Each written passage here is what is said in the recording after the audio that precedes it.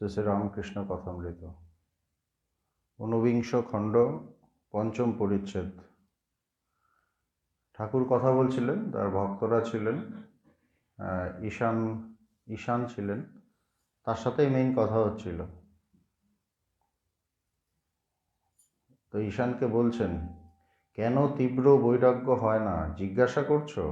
তার মানে আছে, বলছে আমাদের তীব্র বৈরাগ্য কেন হয় না? আমাদের সব কিছু হয়, তীব্র বৈরাগ্যটা হয় না। বৈরাগ্য আছে, ঈশ্বরের প্রতি টান আছে, জগতের প্রতি একটু একটু বিরাগ আছে, স্লাইট, কিন্তু তীব্রতা হয় না। কেন হয় না? বলছে তার মানে আছে, ভিতরে বাসনা প্রবৃত্তি সব আছে। বলছে এই জন্যই হয় না। ভেতরে প্রচুর প্রবৃত্তি আছে, প্রচুর বাসনা আছে, প্রচুর ইচ্ছে আছে, চাহিদা আছে, কামনা আছে, এটা আছে।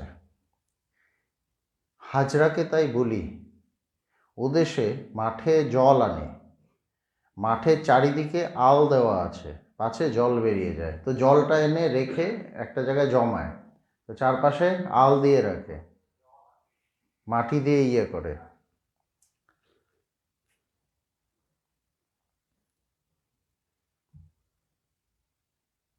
চারদিকে আল দেওয়া আছে, পাছে জল বেরিয়ে যায়।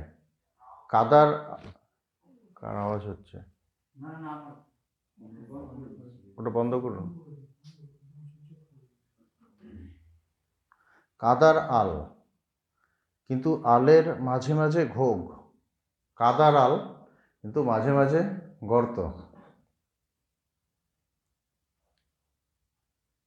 প্রাণপণে তো জল আনছে, কিন্তু ঘোগ দিয়ে জল বেরিয়ে যাচ্ছে।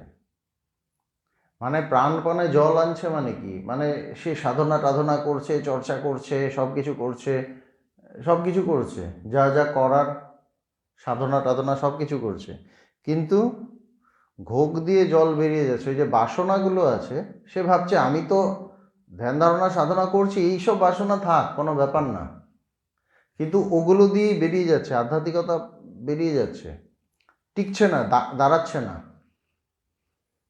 আমরা ভগবানকে অনেক পেয়েছি, ঠিক ঠিক যদি আল দেওয়া থাকে, তাইলে প্রত্যেকে এতদিনে এক একজন বিরাট বিরাট মহাপুরুষ হয়ে উঠে দাঁড়ানোর কথা। ঠাকুরের যারা সঙ্গ করেছেন, স্বামীজিরা কয় বছর, বড় জোর 4-5 বছর, তারা কোথায় পৌঁছে গেলেন? কিন্তু ঠাকুরের আরো অনেকে সঙ্গ করেছে, তারা সেখানে পৌঁছাতে পারলো না। তারা তো একই কথা শুনেছে, একই ঠাকুরকে দেখেছে, একই ভাব দেখেছে, অনেকক্ষণ ঠাকুরের সাথে কথা হয়েছে, ঠাকুরের সাথে তাদের সম্পর্ক হয়েছে, কিন্তু হলো না কেন? ওই যে বাসনা আল, ওখান দিয়ে জল বেরিয়ে যাচ্ছে। জল আনছে, ঠাকুরের সঙ্গ মানেই তো জল এসে ভরে যাচ্ছে, ঠাকুরের সঙ্গ করা মানেই তো জল এসে ভরে যাচ্ছে, ভগবানের সঙ্গ করা মানেই তো আধ্যাত্মিকতায় ভরে যাচ্ছে সব।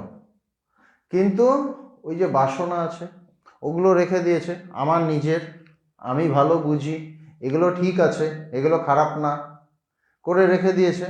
ওই ফুটো দিয়ে জল বেরিয়ে যাচ্ছে, আস্তে আস্তে পাস করে যাচ্ছে। কিছুদিন পরে দেখা যাচ্ছে ওই জায়গায় আর কোনো জল টল নেই, যেখানে জল এনেছিল জল নেই, শুকনো খা খা করছে। এই হয় মানুষের অবস্থা।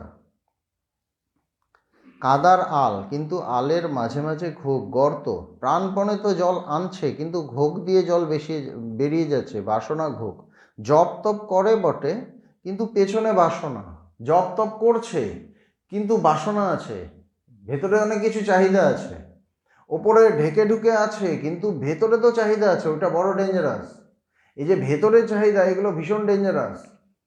আমি ওপরে বাসনাটা, আমি জব টপ করছি, সবাই দেখছে আমি জব করছি, তপ করছি, সব কিছু করছি, মানুষকে বলছিও, কিন্তু বাসনাগুলো তো আছে, কি করা? ওগুলোর দিকে দৃষ্টি দিইনি, ভেবেছি ওগুলো তো আর লোকে দেখছে না। আমার টার্গেটটা হলো লোক, আমার টার্গেট হলো লোক, লোককে দেখানো। লোকে দেখছে না, কিন্তু ভগবান তো দেখছে, ঈশ্বর তো দেখছে। সেও অসহায়, সে দেখছে বাসনা, এটাকে মেরামত করছে না, ওই জায়গাটা ফুটো ফাটা আছে, ওটাকে ঠিক করছে না, জল বেরিয়ে যাচ্ছে। তিনি তো জল দিচ্ছেন। বললাম না যে ভগবানের কাছে একজন যেতেন আগে 56B-তে, কিছুদিন বেশ সঙ্গটঙ্গ করলেন, একটা বেশ ভালোই হলো, তারপর উনি কোথাও একটা চলে গেলেন। কিছুদিন পর যখন এলেন, মানে ঘোগ দিয়ে জল বেরিয়ে গেছে। কিছুদিন পর যখন এলেন, দেখা গেল আগে যেভাবে তিনি প্রথম এসেছিলেন যে অবস্থা, তার ওই অবস্থা, কিন্তু সঙ্গটঙ্গ করে কিন্তু দারুণ উচ্চ একটা অবস্থা হচ্ছিল, কিন্তু বেরিয়ে গেল জল।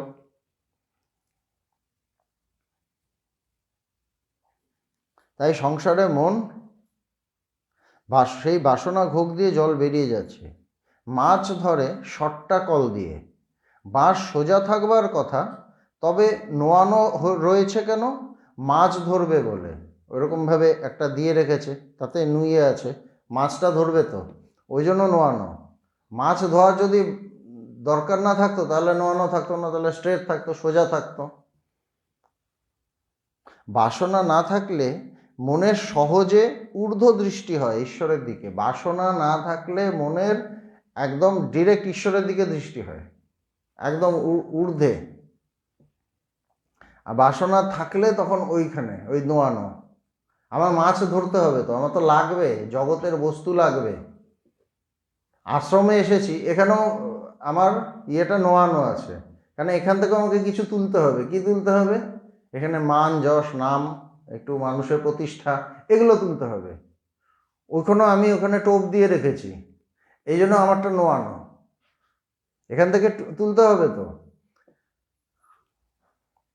কিন্তু যদি ওইসব না থাকে, ভাব না থাকে, তখন স্ট্রেট, মানে বাস তো সবসময় স্ট্রেটই থাকে, কিন্তু যেই ওটা একটা ভার ওটার মধ্যে পড়ে, সঙ্গে সঙ্গে নুয়ে যায়। বাসনা না থাকলে মনের সহজে ঊর্ধ্বদৃষ্টি হয় ঈশ্বরের দিকে। কীরকম জানো? নিক্তির কাঁটা যেমন, নিক্তির কাঁটা দুটো তো মানে সোজা এরকম জায়গায় থাকা উচিত। কামিনী কাঞ্চনের ভার আছে বলে উপরের কাঁটা নিচের কাঁটা এক হয় না। একটাতে কামিনী কাঞ্চনের ভার আছে, দুটো এক হচ্ছে না, দুটো ঠিক এক জায়গায় আসছে না। এই নোয়ানো আছে, একটা নেমে আছে, যেই ভারটা সরে যাবে আবার এক জায়গায় চলে আসবে। তাই যোগভ্রষ্ট হয়, যোগভ্রষ্ট হয়, তার মানে যোগ হয়েছে। যোগভ্রষ্ট কাকে বলে? যোগ হওয়ার পর তারপর ওখান থেকে পড়ে গেল। যোগভ্রষ্ট মানে কি? যোগ না হলে তো যোগভ্রষ্ট বলবে না। তার মানে যোগ হয়েছে কেন? সে সাধনা টাধনা করেছে বা এরকম কোনো মহাপুরুষের সঙ্গ করেছে, তাতে তার যোগ হয়েছে, একটা ভালো অবস্থা এসছে, কিন্তু ভ্রষ্ট হয়ে গেল কেন? ওই যে তার নিজস্ব বাসনা ছিল, ওই বাসনাগুলোকে ক্লিয়ার করতে হবে। ওই বড় বাজে এগুলো। আমরা ভাবছি ভগবানের সঙ্গ করেছি, একটু থাক, কোনো অসুবিধে নেই, ভগবান তো আমাকে কিছু বলেননি। না বললে কি, না বললে কি, তাহলে ওগুলো থাকবে? শাস্ত্রে কি বলছে? শাস্ত্রে তো এগুলো বলছে, সুতরাং এগুলো তো মানতে হবে। আমার যদি বাসনাগুলো থেকে যায় তাহলে আমি পারবো না তো। একসময় দেখবো পুরো ভেতরে খালি, জল নেই। ও ঈশ্বর ঠিক বুঝিয়ে দেবে, প্রকৃতি বুঝিয়ে দেবে না, এমন একটা সিচুয়েশন তৈরি হবে, আমি দেখবো খা খা করছে, কোনো জল নেই। আমি দেখবো জল থাকলে একরকম, জল না থাকলে আরেক রকম, তাই না? একটা ঘট আছে, ওটাতে জল ভরা থাকলে একরকম, আর জল ভরা না থাকলে আরেক রকম। ধরলেই বোঝা যায় জল আছে, জল নেই। মহাপুরুষরা টাচ করলেই বোঝে জল আছে কি জল নেই। এবার যে একদম কোনো সাধনা টাধনা করে না তার জন্য ঠিক আছে, কিন্তু যে সাধনা টাধনা করে, জপ তপ করে, তার ক্ষেত্রে যদি বোঝা যায় যে জল নেই, তাহলে বুঝতে হবে কোনো বাসনা দিয়ে বেরোচ্ছে, ওগুলো পাস করে যাচ্ছে। নানা রকম বাসনা থাকে, নানা রকম বাসনা, জাগতিক ভোগের বাসনা, লোক বাসনা, অনেক কিছু বাসনা থাকে, নানা ধরনের বাসনা থাকে। তো লোক বাসনা থাকে, আমি লোকের থেকে খুব ভালো মান সম্মান চাই, এটা একটা থাকে। আমি জাগতিক এটা চাই, এটা খেতে চাই, ওটা খেতে চাই, ভোগের বাসনা থাকে, নানা ধরনের বাসনা থাকে। তো বলছেন যে তাই যোগভ্রষ্ট হয়। দীপশিখা দেখো নাই, একটু হাওয়া লাগলেই চঞ্চল হয়। এই যে একটা প্রদীপ জ্বালানো হলো বা একটা মোমবাতি জ্বালানো হলো, হাওয়া যদি চঞ্চল থাকে, ওটাও যেন কাঁপতে থাকে, হাওয়া লাগলেই চঞ্চল হয়। যোগাবস্থা দীপশিখার মতো, যেখানে হাওয়া নেই। যোগাবস্থা মানে যেখানে হাওয়া নেই, দীপশিখার মতো। হাওয়া নেই মানে হাওয়া তো আছেই, কিন্তু ওটা এত হালকা, অক্সিজেনটা না থাকলে তো সেটা জ্বলবে না, সেটা আছেই, কিন্তু হাওয়াটা চঞ্চল না। তো আমার মনটা যদি একদম স্থির থাকে তখন সেই দীপশিখার মতো, যেখানে হাওয়া নেই, নিবাত নিষ্কম্প দীপশিখা বলা হয়, একদম কাঁপছে না। আমার মনটা যেখানে একদম স্থির হয়ে আছে, একদম স্থির, সেরকম।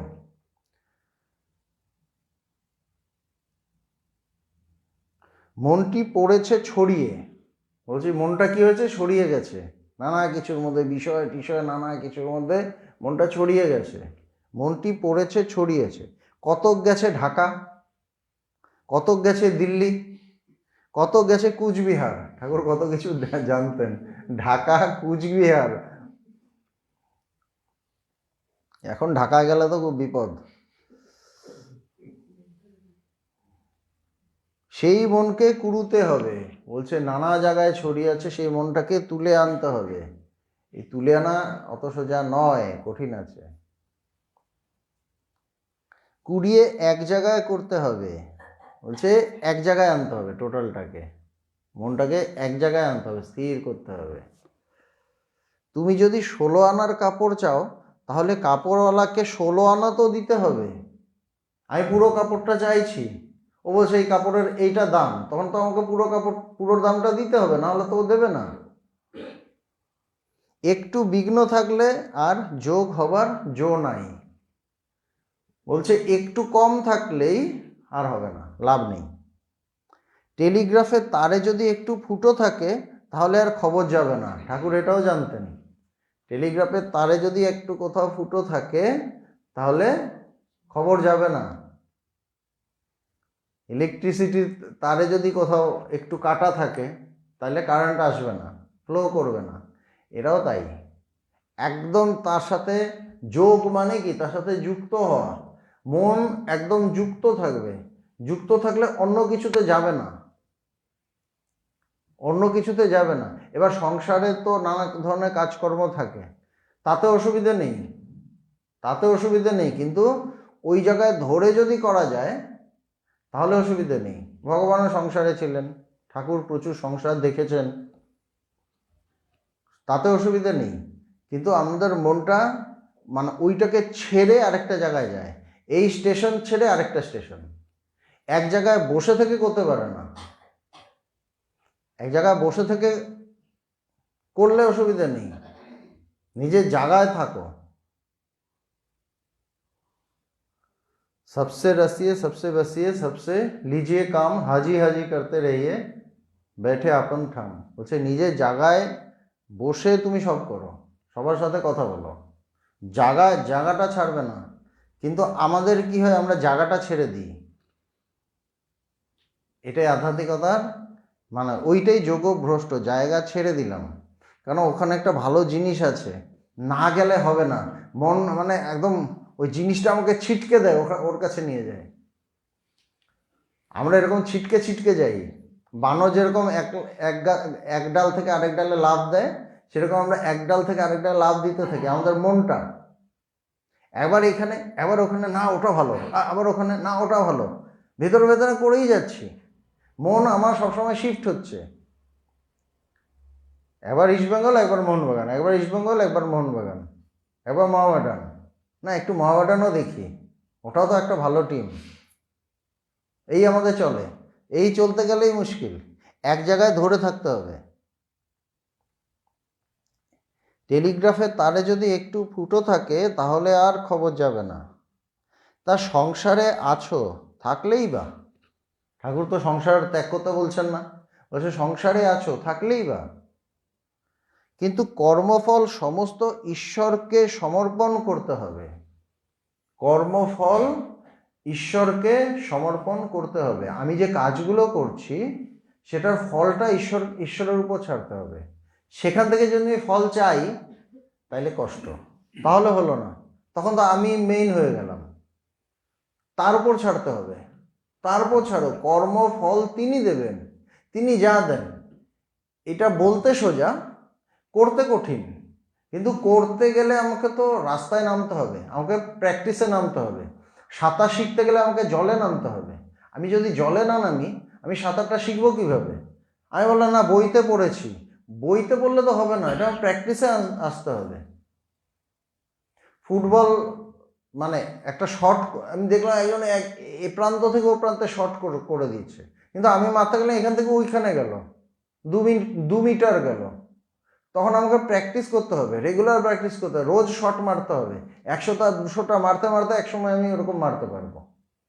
কিন্তু আমি কথাগুলো শুনলাম, আমার জীবনে লাগাতে হবে। আমি যদি ভাবি যে না আমি একদম বাজি মেরে দেবো বা এগুলো মানুষকে বলে একটু নাম কামাবো, তাহলে কোনো লাভ নেই। নিজের জীবনে লাগাতে হবে। সংসারে আছো থাকলেই বা, কিন্তু কর্মফল সমস্ত ঈশ্বরকে সমর্পণ করতে হবে। নিজে কোনো ফল কামনা করতে নাই, ফল কামনা করতে নাই, খুব ইম্পর্টেন্ট কথা। আমি কোনো ফল চাইবো না। কর্ম কামনা করতে নেই বলছেন না, কিন্তু কর্ম করো, কর্মে আটকাচ্ছেন না, কিন্তু ফলটাতে কামনা করো না। আমার মতো করে যেন ফল হয় এটা চেও না। কর্মটা করো, নিখুঁতভাবে কর্ম করো। কর্ম করতে মানা নেই, যেই হোক না কেন, সংসারী হোক সন্ন্যাসী হোক, কর্ম করতে মানা নেই, কিন্তু বলছে ফলটা চেও না। ফল চাইলেই গণ্ডগোল, ওটায় তার অধিকার, তার কপিরাইট, তিনি কাকে কী দেবেন এটা তিনি বুঝবেন। যেটা ফল আসবে সেটাকে অ্যাকসেপ্ট করতে হবে, আমরা অ্যাকসেপ্ট করতে পারি না, তখনই হয় গণ্ডগোল। আমি অ্যাকসেপ্ট করতে পারি না, ফল যেটা আসবে ওটাকে অ্যাকসেপ্ট করতে হবে, ওটা খুব কঠিন, কিন্তু প্র্যাকটিস করতে করতে হয়। কোনো কঠিন জিনিস কি কঠিন থাকে যদি আমি সেগুলো প্র্যাকটিস করি? এমন কোনো জিনিস আছে যেটা আমি প্র্যাকটিস করি কিন্তু ওটাও তাও কঠিন হয়ে থাকে? তাও কঠিন হয় না, প্র্যাকটিস করতে করতে সহজ হয়ে যায়। আর যদি আধ্যাত্মিকতা থাকে তাহলে আরও সহজ হয়। নিজে কোনো ফল কামনা করতে নেই, তবে একটা কথা আছে। এবার বলছে কামনা করতে নেই, কিন্তু আমাদের মনে হবে যে সমস্ত কামনা বাদ দিতে হবে, কিন্তু বলছে একটা কথা আছে, কি? ভক্তি কামনা কামনার মধ্যে নয়। বলছে ভক্তি কামনা করতে পারো, এই কামনাটা করবে। ভক্তি কামনা মানে ঈশ্বরকে কামনা, আমি তোমাকে চাই, এই কামনা। এটা তো কামনা একটা, আমি তাকে চাইছি, এটা কামনা না, কিন্তু এইটাতে কোনো ক্ষতি নেই, এটাই ঠিক ঠিক কামনা। এই কামনা আমাকে নিষ্কাম করে, এই কামনার যে ফলটা হয় সেই ফলটাই হয় নিষ্কাম। এই জন্য এই কামনাটা করতে হবে। ভক্তি কামনাটাই কামনা, আর বাকি সব কামনা না। এইটাই আসল কামনা। যদি কোনো কামনা করতে হয়, যদি কাউকে চাইতে হয়, ঈশ্বরকে চাইতে হবে। ঈশ্বর মানে কি? ঈশ্বর মানে সত্য, সত্য স্বরূপ তিনি, একদম সত্য, ভীষণ সুন্দর, সত্যটা ভীষণ সুন্দর, কিন্তু আমার অহংকারটাকে সরিয়ে যদি সত্যটাকে দেখতে পারি, দেখবো ভীষণ সুন্দর। কিন্তু অহংকারটা সামনে এসে গেলেই দেখবো মানে সত্যটা খুব করবা, কঠিন, খুব কঠিন। নিজেকে, নিজের ইগোটাকে সরিয়ে রাখতে হবে, তাহলে ঈশ্বর ভীষণ সুন্দর, সত্যর স্বরূপ তিনি। ভক্তি কামনা কামনার মধ্যে নয়, ভক্তি কামনা ভক্তি প্রার্থনা করতে পারো। বলছে এই প্রার্থনাটা তুমি করতে পারো, এটা কামনার মধ্যে পড়ে না। ভক্তির তম আনবে। বলছে ভক্তি 3টে আছে, ভক্তি সত্য, ভক্তি রজ, ভক্তি তম। ভক্তি তম মানে কি? আমার হবে না, আমি তাকে ডাকি, আমার হবে না, এই ভাব, এই ভাবটা চাই যে আমি তোমাকে ডাকছি, আমার হবে না কেন? ভক্তি তম আনবে, মার কাছে জোর করো। বলছে জোর করো, আমার হবে না কেন? জোর করতে হয়। মায়ে পোয়ে মোকদ্দমা ধুম হবে রামপ্রসাদ বলে, তখন শান্ত হব, ক্ষান্ত হয়ে আমায় যখন করবি কোলে। বলছে তোর মধ্যে মামলা হবে, মানে ধুম লড়াই হবে, মোকদ্দমা মানে একদম খুব লড়াই হবে। বলছে তখন শান্ত হব, ক্ষান্ত হয়ে আমায় যখন করবি কোলে। আমায় যখন কোলে নিবি তখন আমি শান্ত হব, তার আগে শান্ত হব না। ঈশ্বরের খুব বিপদ, মানে এরকম ভক্ত থাকলে ঈশ্বরের খুব বিপদ। যেমন বাচ্চা এমন চিৎকার করলো, করে কেঁদে উঠলো, তখন মাকে এসে সব কাজ ছেড়ে কোলে নিতেই হয়, কিছু করার নেই, মার অন্য কাজ তখন ফেলে রাখে। এইরকম চাই, এইরকম ভাব চাই, এরকম ভাব হলে তাকে পাওয়া যায়। ত্রৈলোক্য বলেছিল, আমি যেকালে ওদের ঘরে জন্মেছি তখন আমার হিস্সে আছে। বলছে আমি ওদের ঘরে জন্মেছি মানে মানুষ হয়ে এসেছি, সুতরাং আমি তো তার অধিকারী, সুতরাং আমার এখানে অধিকার আছে, এখানে আমার অধিকার আছে, ঈশ্বর লাভে আমার অধিকার। বলছে না যে অমৃতস্য পুত্র, আমরা সবার অমৃতের পুত্র, সুতরাং অমৃতে আমার অধিকার আছে কি না? আমার তো অধিকার আছে, অমৃতত্বে আমার অধিকার আছে, এটা আমার নিজস্ব জিনিস, আমাকে এখান থেকে কেউ সরাতে পারে না, এটা আমার অধিকার, জন্মসিদ্ধ অধিকার। বলছে না স্বরাজ আমার জন্মসিদ্ধ অধিকার। জন্মসিদ্ধ অধিকার হলো অ্যাকচুয়ালি অমৃতত্ব। স্বরাজ বা স্বরাজ না সেটা অন্য কথা, অমৃতত্বে সবার জন্মসিদ্ধ অধিকার। কেন? আমরা সবাই স্বরূপত ব্রহ্ম, আমরা সবাই তাই। তোমার যে আপনার মা গো, এ কি পাতানো মা, এ কি ধর্ম মা, এতে জোর চলবে না তো কিসে জোর চলবে? বলছে এটাতে জোর করবে না তো কোথায় জোর করবে? তিনি তো আমার আসল মা, আপন মা। বলো মা, আমি কি 28 ছেলে, আমি ভয় করিনি চোখ রাঙালে। বলছে তুই যতই আমার উপর খ্যাপ, আমি ভয় করি না, ওই অন্যরকম, ওই ভাব আলাদা। এবার করব নালিশ শ্রীনাথের আগে, ডিক্রি সব 100 আলে। আপনার মা, জোর করো, যাতে যাতে সত্তা থাকে তার তাতে টানও থাকে, যার যাতে সত্তা থাকে তার তাতে টানও থাকে। মার সত্তা আমার ভিতর আছে বলে তাই তো মার দিকে অত টান হয়। ঠাকুর খুব মায়ের ভক্ত ছিলেন, বলছে মায়ের সত্তা আমার মধ্যে আছে সেই জন্য টান বেশি হয়। ভগবান বলতেন এক ধরনের হৃদয়ের সাথে এক ধরনের হৃদয়ের বন্ধুত্ব হয়, ভগবান এই কথাটা বলতেন। যে ঠিক শৈব সে শিবের সত্তা পায়, যে শৈব সে শিবের সত্তা পায়। আমি যাকে ডাকবো আমার ভেতরে তার ব্যাপারগুলো আসবে, মনটা তো সেই রঙে রেঙে যাচ্ছে। আমি মানে যার কথা ভাবছি, আমি যদি জগতের চিন্তা করি আমি জগৎ হয়ে যাই। বেদান্ত বলে না তুমি যার চিন্তা করো তুমি সেটাই, তুমি যেটা চিন্তা করো তুমি সেটা হয়ে যাও, এ বেদান্তের কথা। সুতরাং আমি যদি ঈশ্বরের চিন্তা করি আমি ঈশ্বরের সত্তা পাই, আর সেই সত্তা দেওয়া আছে, শুধু ঢেকে রাখা আছে। সত্তাটা সবার ভেতরে আছে, শুধু ঢেকে রাখা, আর একটু চর্চা করলেই ঢাকনাটা উঠে যায়, ওটা উড়ে যায়। যে ঠিক শৈব সে শিবের সত্তা পায়, কিছু কণা তার ভিতরে এসে পড়ে, কিছু কণা তার মধ্যে থাকে। যে ঠিক বৈষ্ণব তার নারায়ণের সত্তা ভেতরে আসে, যে বৈষ্ণব তার নারায়ণের সত্তা আসে। আর এ সময় তো তোমার আর বিষয়কর্ম করতে হয় না, এখন দিন কত তার চিন্তা করো, দেখলে তো সংসারে কিছু নাই। বলছে দেখলে তো আর কত দেখতে চাও, দুদিন পরে পরে তো খোঁচাটা খাও, তাও কেন মনটা থাকে, তাও কেন এত ঠাকুর বলছেন দেখলে তো।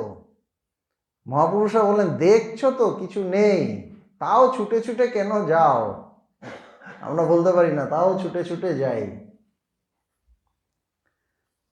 ঠাকুর আবার সেই মধুর কণ্ঠে গাইতেছেন, ভেবে দেখ মন কেউ কারো নয়, মিছে ভ্রম ভূমণ্ডলে, ভুলো না দক্ষিণা কালী বদ্ধ হয়ে মায়া জালে। দিন দুই দিনের তরে কর্তা বলে সবাই জানে, সবাই মানে, সেই কর্তাকে দেবে ফেলে কালাকালের কর্তা এলে। একটু আমাদের কর্তাগিরি তো থাকে, একটু কর্তা হলে বেশ ভাল লাগে, মানুষ মানছে টানছে, বেশ ভাল লাগে। কিন্তু তিনি এলে, তিনি প্রকাশিত হলে এই কর্তাটাকে ফেলে দেন, কালাকালের কর্তা এলে, সমস্ত কিছুর যিনি কর্তা তার যখন প্রকাশ তখন এই কর্তাকে তিনি ফেলে দেন, তখন আর এই কর্তা থাকে না। যার জন্য মর ভেবে সে কি তোমার সঙ্গে যাবে, সেই প্রেয়সী দিবে ছড়া অমঙ্গল হবে বলে। বলছে তুমি মরে গেলে দেখবে কিছুক্ষণ পর ওখানে গোবর দিয়ে ইয়েটি করছে, পরিষ্কার করছে সব। ওই ডেড বডি সরাও সরাও, তাড়াতাড়ি পুড়িয়ে দাও, কারণ আলটিমেটলি সেটা ডেড বডি। আর তুমি সালিশি মোড়লি ওসব কি করছো? ঠাকুরের কাছে সব খবর চলে আসতো কে কোথায় কি করেন, তা বলে কি ঠাকুর সবাইকে লাগিয়ে রাখতেন এই তুমি আমাকে জানাবে? তো কিচ্ছু বলতেন না। এটা একটা অদ্ভুত ইয়ে, তার কাছে কি ঠিক খবর চলে আসতো, কেউ না কেউ ঠিক এসে বলে দিত, জানেন তো ও ওখানে এই করছে, ঠিক চলে আসতো। তিনি কি চড় লাগাতেন? তার কোনো দরকারই নেই। যার কাছে জগৎ মিথ্যা তার কোনো কিছু দরকার নেই। ভগবানের কাছে সব খবর চলে যেত না, আমরা যেখানে যা দুষ্টুমি করতাম ঠিক খবর পেয়ে যেতেন, কোত্থেকে আটকানো যেত না। এইবার যখন চাপলেন, না তোমাকে তো সব বলা যায় না, শেষ পর্যন্ত এসেই গেল আমার কাছে, তখন বলতেন আমার কাছে চলেই এলো, আটকাতে তো পারলি না। কারো শরীর খারাপ, আমরা ভগবানকে বলতাম না ভগবান কষ্ট পাবেন, শরীর খারাপ। তারপর করতে শরীর এত বাজে, এমন খারাপ হলো, ও খবর দিতেই হলো, ভগবান ডিস্টার্ব, আগে বলিসনি কেন? না ভগবান তোমার তুমি হিট ডিস্টার্ব হয়ে যাবে, কষ্ট পাবে, এই জন্য। এই তো কষ্ট তো পেয়েই গেলাম, এখন তো এসেই গেল, তো আটকাতে পারলি না। মানে এরকমভাবে খবর চলে আসে, আটকানো যায় না। কোনো না কোনো সোর্সে করতে কীভাবে যেন খবর চলে আসে, ঠাকুরের কাছে চলে আসতো এরকম। এই জন্য বলছে আর তুমি সালিশি মোড়লি ওসব কি করছো, এতক্ষণ বলেননি কিন্তু, তার আগে অন্য কথা, আধ্যাত্মিক কথাটা তো বলেছেন। মানে করে টোরে পুরো হাতে আনার পর এবার বলবো আসলটা, তার আগে তো হাতে আসছে না, এদিক ওদিক। এবার যখন দেখছে যে না আধ্যাত্মিক কথাগুলো শুনছে, এইবার আসল যে ভুলটা করছেন ডাইরেক্ট টুটি চেপে ধরার মতো, একদম আসলটা বলছে। সালিশি মোড়লি ওসব কি করছো, লোকের ঝগড়া বিবাদ মিটাও, তোমাকে সালিশি ধরে শুনতে পাই। বলছে তুমি লোকের ঝগড়া বিবাদ মেটাও, এর সাথে ওর গন্ডগোল লেগেছে, বউ বরের লেগেছে, উনি হয়তো গিয়ে হ্যাঁ বলো আমাকে কি হয়েছে আমি ঠিক করে দেবো, এরকম আর কি থাকে না। তাতে কি হয়তো তাকে কোনো টাকা দিচ্ছে না, কিন্তু একটা মান সম্মান আছে, একটা বেশ সম্মান, মানুষ মানছে। এই লোকমান্যই বড় বাজে জিনিস, মানুষ মানলে বড় বাজে জিনিস। এখান থেকে পালিয়ে থাকতে হয় বা সবসময় সজাগ থাকতে হয়। ও তো অনেক দিন ধরে করে আসছো, যারা করবে তারা করুক, তুমি এখন তার পাদপদ্মে বেশি করে মন দাও। বলছে যারা এগুলো করতে চায় তারা করুক, তুমি তাকে নিয়ে থাকো, ঈশ্বরের চিন্তা করো, ওইসব করার দরকার নেই, ওসব যারা করছে তারা করুক।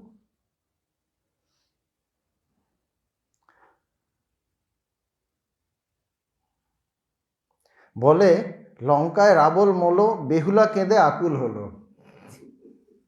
ঠাকুরের কথা। বলছে লঙ্কায় রাবণ মারা গেছে, আর বেহুলা কেঁদে আকুল হয়ে গেল রাবণের দুঃখে। এরকমই হয় আমাদের, কার কোথায় কি ওগুলো নিয়ে ভাবতে থাকি, করে আমার নিজের আধ্যাত্মিক ওই ঘোক দিয়ে বেরিয়ে যায় জল। এই যে অন্য কিছুকে বিষয় করা ঈশ্বর ছাড়া, ওখানে জলটা বেরোয়। যেটা আমার নিজস্ব কাজ কর্তব্য, যেগুলো আমার জাগতিকভাবে বা আমাকে সংসারে রাখা হয়েছে, সংসারে কিছু কর্তব্য আছে সেগুলো করছি, সেটা এক জিনিস। সেটা কিন্তু ভোগ না, সেটা আমার করার কর্তব্য, আমাকে ওই জায়গায় রাখা হয়েছে। আমি যদি ভাবি ঈশ্বরই আমাকে এই পজিশনে রেখেছে, সেই পজিশনে আমার কিছু কর্তব্য আছে, সেটা আমি করছি, সেটা ঠিক আছে। কিন্তু এছাড়া যখন এক্সট্রা করে আমি কিছু করতে যাই, সঙ্গে সঙ্গে ফুটো তৈরি হয়, জল পাস করার ফুটো, যা আসবে ওই দিক দিয়ে বেরিয়ে চলে যাবে।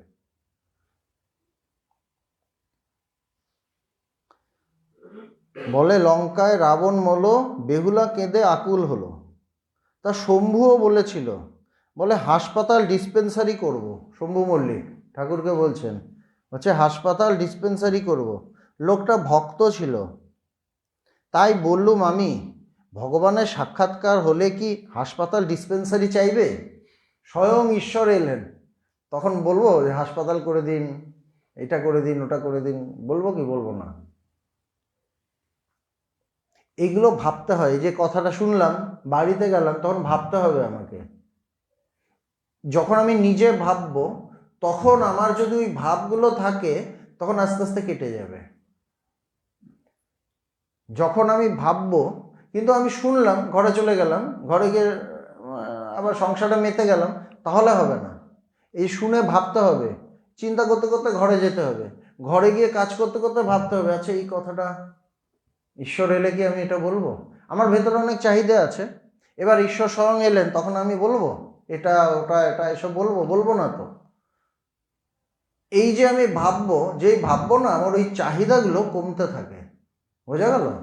এবং ওই ঘোকগুলো আস্তে আস্তে ভরাট হতে থাকে, ওখানে মাটি পড়তে থাকে, ভরাট হতে থাকে, এক সময় দেখা যাবে ওখানে আর কোনো ফুটো নেই, চাহিদাটা কমে গেছে। কিন্তু আমি যদি না ভাবি তাহলে লাভ হবে না। ভাবতে হবে কাকে? আমাকেই, কেননা আমি কথাগুলো শুনে এসেছি। না উনি তো বলেছেন, না উনি বললে হবে না, তোমাকে ভাবতে হবে। দুরকম, একটা আছে ক্লাস ওয়ার্ক, একটা আছে হোমওয়ার্ক। হোমওয়ার্কটা খুব ইম্পর্টেন্ট। বাড়িতে তো স্কুলে গিয়ে তো পড়লাম, আবার ঘরে আবার করতে দেয় কেন? কিছু সলভ করতে দেয় কেন? ওই জন্যই দেয় যে যেগুলো করেছো, যেখানে টিচাররা করিয়ে দিয়েছে, এবার নিজে প্র্যাকটিস করো। নিজে যেই প্র্যাকটিস করবে ওটা তোমার হাতে চলে আসবে। আর যেই ওখানে ঘরে করবে না, সঙ্গে সঙ্গে এই ঘোকটা থাকবে, পরের দিন মানে করতে দিলে, অঙ্কটা করতে দিলে আর পারবো না, কেননা ঘোক দিয়ে জল বেরিয়ে গেছে। এটা আধ্যাত্মিকতা ভীষণ ইম্পর্টেন্ট। যে কথাগুলো শুনলাম ওগুলো ভাবতে হবে, ঘরে গিয়ে ভাবতে হবে, কাজের সময় ভাবতে হবে, এইটা মনে রাখতে হবে। কেশব সেন বললে ঈশ্বর দর্শন কেন হয় না? কেশব সেন বলছেন, অত বড় মানুষ, কিন্তু আসলটা কিন্তু হয়নি, কিন্তু তার সারা পৃথিবীতে নাম ব্রাহ্ম সমাজের। তো বলছে ঈশ্বর দর্শন কেন হয় না? ইনডাইরেক্টলি বলছে যে আপনি আমাকে করিয়ে দিন, বলছে না কেন হয় না, একটু শুনে রাখি, তারপর করব কি করব না ঠিক আছে দেখা যাবে, একটু শুনে রাখি। তা বললুম যে লোকমান্য বিদ্যা এসব নিয়ে তুমি আছো কি না, তাই হয় না। একদম স্ট্রেট বলছে, লোকমান্য বিদ্যা, উনি খুব পণ্ডিত ছিলেন, বিদ্যা ছিল। বিদ্যা থাকা মানে কি? বিদ্যার অহংকার। বিদ্যা থাকা অসুবিধা নেই, ঠাকুরও খুব, স্বামীজিও খুব পণ্ডিত ছিলেন, ঠাকুরের অসুবিধা, স্বামীজির অসুবিধা নেই, কেন তার অহংকার ছিল না। কিন্তু এই বিদ্যা বলতে কি বোঝাচ্ছে? বিদ্যার অহংকার। ওনার অনেক পাণ্ডিত্য আছে, পাণ্ডিত্যের অহংকার আছে, আমি খুব জানি, তুমি কি জানো, তুমি চুপ করো। এই যে আমাদের এই ধরনের হয় না, তুমি চুপ করো, তুই চুপ কর, মানে পাণ্ডিত্যের অহংকার। তো বলছে যে লোকমান্য বিদ্যা এসব নিয়ে আছো কি না, তাই হয় না। আর কি? মানুষ মানছে। ছেলে চুষি নিয়ে যতক্ষণ চষে, মা ততক্ষণ আসে না। মারা সব থেকে ভালো বোঝে এগুলো। লাল চুষি, খানিকক্ষণ পর চুষি ফেলে যখন চিৎকার করে, তখন মা ভাতের হাঁড়ি নামিয়ে আসে। ভাতের হাঁড়ি নামানোর কথা ছিল না, কিন্তু তার রুল চেঞ্জ করে দেয়। ঈশ্বর রুল ব্রেক করতে পারে, কেন ব্রেক করে? সবসময় ব্রেক করে না, করে শুধু ভক্তের জন্য। ভক্ত হলে তখন ব্রেক করে, না হলে ব্রেক করবে না। ওই যে বলছে মা ভাতের হাঁড়ি নামিয়ে আসে, ভাতের হাঁড়ি নামিয়ে আসে মানে ভাত তো হয়নি তখনও, ভাতটা হচ্ছে না। হাঁড়ি নামালো কেন? ওই বাচ্চার জন্য, যে আপাতত থাক, বাচ্চাটাকে দেখি, ওটা বেশি প্রায়োরিটি এখন। এমনভাবে কেঁদেছে, সেইভাবে কাঁদতে হবে। একদম পরিষ্কারই, কথাগুলো ভুল নয়। কারো যদি না হয় তাহলে বুঝতে হবে ঘোক দিয়ে জল বেরিয়ে যাচ্ছে, এবং বুঝতে হবে আমি সেইভাবে কাঁদছি, চিৎকার করে কাঁদছি না। বাইরে দেখানোর দরকার নেই, বাইরে দেখানোর দরকার নেই আমি খুব চিৎকার করে কাঁদছি। তিনি দেখলেই হবে, ভাতে হাঁড়ি নামিয়ে চলে আসবেন তিনি, কিছু করতে হবে না। তুমিও মোড়লি করছো, ডিরেক্ট কথা বলছেন, তুমিও মোড়লই করছো। মা ভাবছে ছেলে আমার মোড়ল হয়ে বেশ আছে, আছে তো থাক। মা ভাবছে খুব মোড়ল, আচ্ছা থাকো। ঈশান ইতোমধ্যে ঠাকুরের চরণ স্পর্শ করিয়া বসিয়া আছেন, চরণ ধরিয়া বিনীতভাবে বলিতেছেন, আমি যে ইচ্ছে করে এসব করি তা নয়।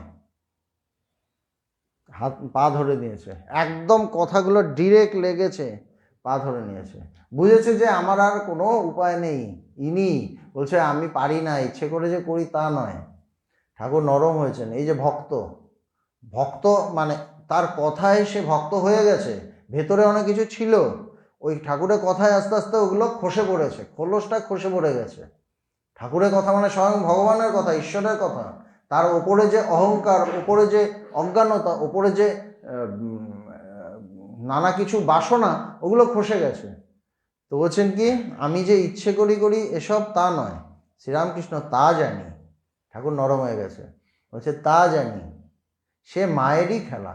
বলছে এটা মায়েরই খেলা, এরই লীলা, সংসারে বদ্ধ করে রাখা সে মহামায়ের ইচ্ছা। বলছে তিনিই করে রেখেছেন।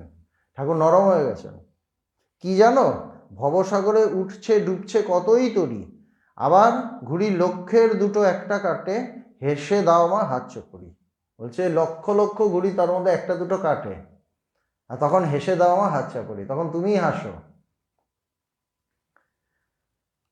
লক্ষ্যের মধ্যে দুই একজন মুক্ত হয়ে যায়, বাকি সবাই মার ইচ্ছায় বদ্ধ হয়ে আছে। মার কথাই বলছেন, যে মাই করে রেখেছেন। চোর চোর খেলা দেখো নাই, বুড়ির ইচ্ছা যে খেলাটা চলে। সবাই যদি বুড়িকে ছুঁয়ে ফেলে তাহলে খেলা আর চলে না। তাই বুড়ির ইচ্ছা নয় যে সকলে ছয়, সেই জন্য কি করে সবাই সবাই ছয় না, আর কেউ ছুঁয়ে রাখে। আর দেখো, বড় বড় দোকানে চালের বড় বড় ঠেক থাকে, চালের ঠেক, ঘরের চাল পর্যন্ত উঁচু, মানে প্রচুর চাল, একদম চাল থাকে, ডালও থাকে, কিন্তু পাছে ইঁদুরে খায়, তাই দোকানদার কুলোয় করে খই মুড়কি রেখে দেয়। দরজা বন্ধ থাকে আর বাইরে খই মুড়কি এসব রেখে দেয়। মিঠা লাগে আর সোধা গন্ধ, তাই ইঁদুর সেই কুলোতে গিয়ে পড়ে, বড় বড় ঠেকের সন্ধান পায় না। জীব কামিনী কাঞ্চনে মুগ্ধ হয়, ওই যে বাইরে মুরকি টুরকি রাখা আছে ওখানে মুগ্ধ, ওখানেই মুগ্ধ। জীব কামিনী কাঞ্চনে মুগ্ধ হয়, ঈশ্বরের খবর পায় না। যে ওখান থেকে মুগ্ধ না হয়ে আরো বেরিয়ে যেতে পারবে, সে ঈশ্বরের খবর পাবে। সে দেখবে একদম বিরাট উঁচু সব চালের ঠেক, তখন সে ওখানে গিয়ে পড়বে।